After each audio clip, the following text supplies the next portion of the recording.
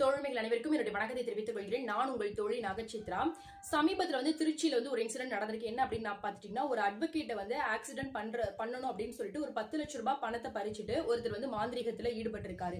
So அவர் என்ன பண்ணிருக்காங்கன்னா arrest பண்ணிருக்காங்க. So அதே போல ஒருத்தர் உங்களுக்கு எதிராக இந்த மாதிரியான மாந்திரிகம் இது சம்பந்தப்பட்ட விஷயங்கள்ல ஈடுபடுறாங்க அப்படின்ற பட்சத்துல உங்களுக்கும் அதற்குண்டான தீர்வு உண்டா அப்படின்னு கேட்டீங்கன்னா கண்டிப்பா இருக்கு. Anti superstition and black magic act அதன் கீழாக உங்களுக்கு எதிராக ஒருத்தர் ஏதாவது இல்லீகலான அல்லது உங்களை ஏதோ ஒரு விதத்துல டிஸ்டர்ப் பண்ணணும் அப்படின்ற ஒரு நோக்கத்தோட செய்யறாங்க அப்படின்ற மாதிரி நீங்க ஃபீல் பண்ணீங்க அப்படின்னா நீங்க கண்டிப்பா கம்ப்ளைண்ட் பண்ணலாம்.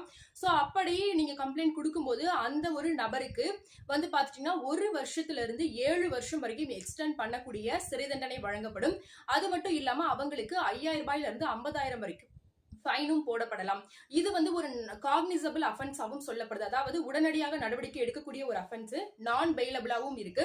இல்ல அவங்களோட அக்செப்டன்ஸோட தான் பண்ணேன் அப்படின்ற மாதிரியும் சொல்ல முடியாது. ஏன்னா பாதிக்கப்பட்டவர்களால கொடுக்கப்படக்கூடிய அந்த மாதிரியான இஷ்யூஸ்க்கு உடனடியாக நடவடிக்கைகள் எடுக்கப்படணும் அப்படின்ற மாதிரி தான் இது சொல்லப்பட்டிருக்கு. சோ பிளாக் மேஜிக் பண்ணிட்டாங்க, இது எப்படி நான் ப்ரூஃப் பண்ண முடியும்?